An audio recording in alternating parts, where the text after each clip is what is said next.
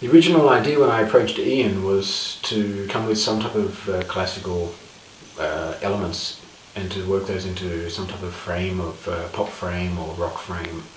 So I had some ideas from some composers from pieces that I liked. I'm a cellist, so I went more at the beginning to that type of music that I know, and brought small elements to him and said, look, let's work on this. They were really small elements. They can be, you know, sometimes they were just the size of a few bars or something like that, but things that I thought could really work if they were expanded.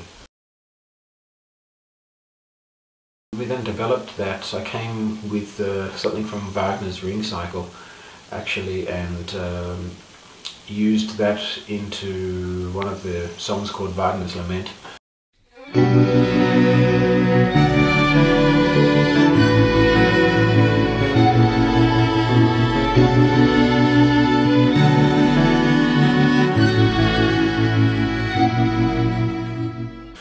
And that's influenced a lot, or lyrics are influenced a lot in the style of, let's say, of Tom Waits, Leonard Cohen, and the soundscape is very much orchestral. A lot of the songs on the album are very much orchestral in their layout. Then of course we ventured into other areas. To launch off, we've got songs which are not so classical based. Of course, you've got Imperfect Reality, which is, well, that's just a tune that we came up with, and it doesn't really have any classical concept or classical elements in it. The big thing, I suppose, is regarding sound. A sound like, for example, a rock sound, like a U2 sound that we have in Guilty Not Guilty. It's huge. It's got 59 tracks on it, and that's when I was mixing that, I was really thinking a lot about sort of an orchestral sound. What would it be like, you know, sitting there and mixing it? How does that come and hit me as an orchestral sound?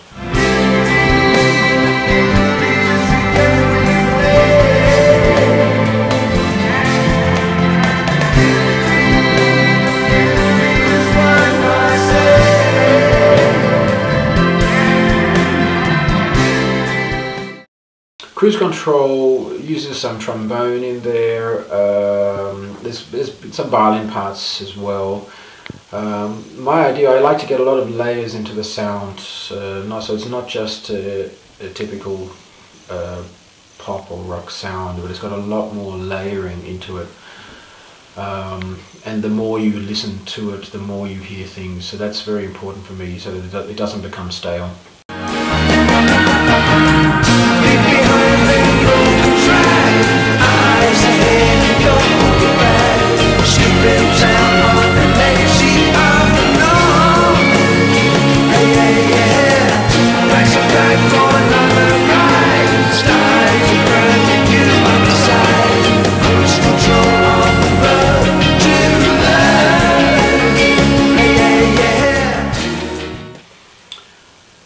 Well, for me the lyrics come first, and I hear a song accompanying the lyrics. I know it's often a lot the other way around.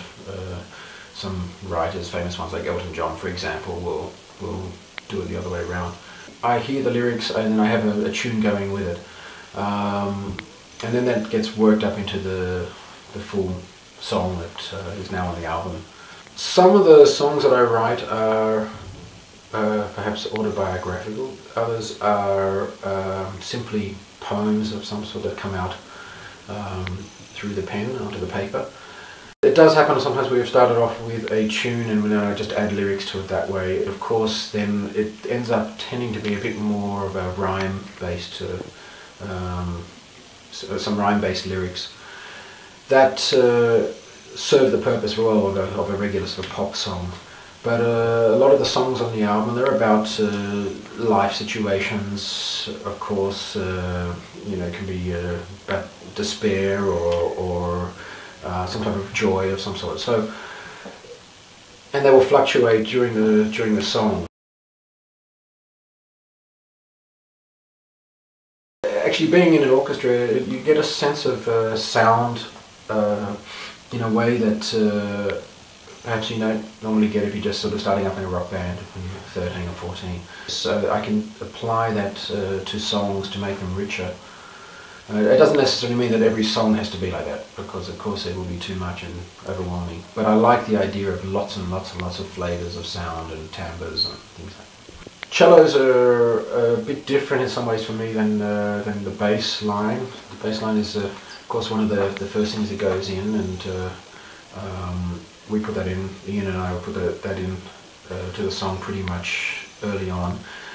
The other types of sounds, cellos, violins, etc., they're there in my head, and I'll develop them, and maybe one day just grab the cello and add 6 or 7 lines just on underneath for richness and for colour, and sometimes for guiding throughout the song, so that the song doesn't become static at any time. The rest of it, it's a matter of simply just adding more and more layers until I feel that the song is full up, and actually my head is then full up.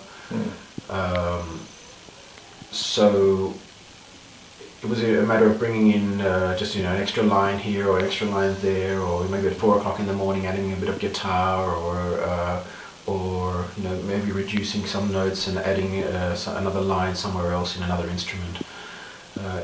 For me, it's like a painting. The whole thing. Every time I'm writing a song, it's like a painting, and it's like, you take some things away, you add a few extra things, and gradually you get the whole picture.